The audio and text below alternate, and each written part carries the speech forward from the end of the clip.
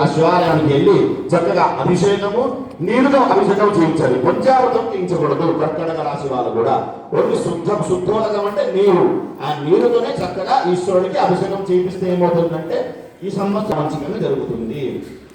తర్వాత ఇప్పుడు ఈ కర్కటక రాశి వాళ్ళు కూడా ఉద్యోగపరంగా కూడా చాలా మంచిగానే ఉంది. కర్కటక రాశి వాళ్ళకి అంటే నిలబడతారు.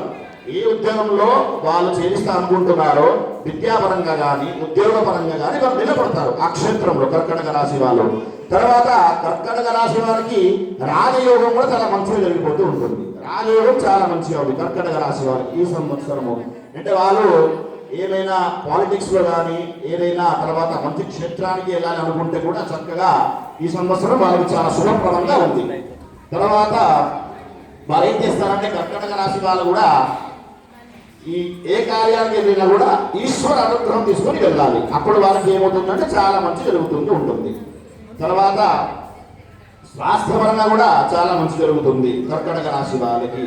ఆయపరంగా కూడా మనకి కొంచెం ఆయపరంగా వ్యయపరంగా కూడా మనకి కొంచెం అంత లేదు ఈ సంవత్సరము కర్కటక రాశి వాళ్ళకి. ఈ విషయంలో కొంచెం జాగ్రత్తగా పడాలి.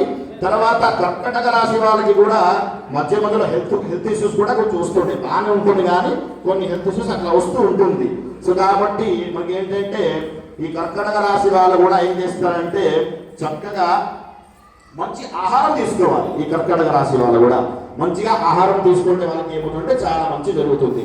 అంటే మనం బయటికి వెళ్ళి ఏదో పడితే అది తినేయడము, తర్వాత ఏమైనా పానీపూరి షాప్ వస్తే పానీపూరి తినేయడము అట్లా చాలా ఉంటుంది. అట్లా తినకూడదు బయట ఫుడ్ కూడా. ఇప్పుడు తర్వాత ఏం చేస్తారంటే మంచి ఫుడ్ తినండి.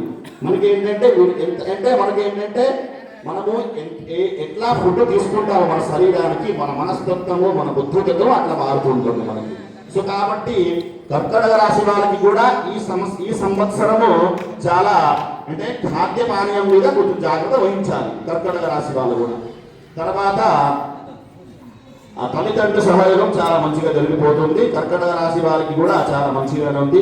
ఇంకొకటి కర్కటక రాశి వాళ్ళు కూడా బంగారం తీసుకునే స్వభావం ఉంది ఈ సంవత్సరము. అంటే ఎవరు అనుకుంటారో అంటే బంగారం తీసుకోవాలి కానీ అంటే మంచి పదార్థం తీసుకోవాలి కానీ గృహ వస్తువు తీసుకోవాలి కానీ కూడా ఈ సంవత్సరం వాళ్ళు తీసుకుంటారు మంచిగా. అంటే వాళ్ళకి ఆ ఇది ఉంది. సో కాబట్టి కర్కటక రాశి వారు కూడా బంగారం యోగము అంటే సువర్ణ యోగము, తర్వాత రచిత అంటే వెండి యోగము అంటే రచిత యోగం కూడా చక్కగా వాళ్ళు తీసుకోవచ్చు ఈ సంవత్సరం. వాళ్ళకి తీసుకుంటే ఈ సంవత్సరము వాళ్ళకి చాలా మంచిగా జరుగుతుంది అని అర్థము. తర్వాత ఈ సంవత్సరము వాళ్ళకి కూడా చాలా జాగ్రత్తగా వహించాలి. ఈశ్వరుడు అనుగ్రహంతో చక్కగా కర్కటక రాశి వాళ్ళు కూడా ఈశ్వరుడు అనుగ్రహంతో ఉంటే వాళ్ళకి చాలా మంచిగా ఉంటుంది. ఇట్లా కర్కటక రాశి వాళ్ళు కూడా ఇట్లా జరుగుతుంది అని అర్థము. ఇప్పుడు సింహరాశి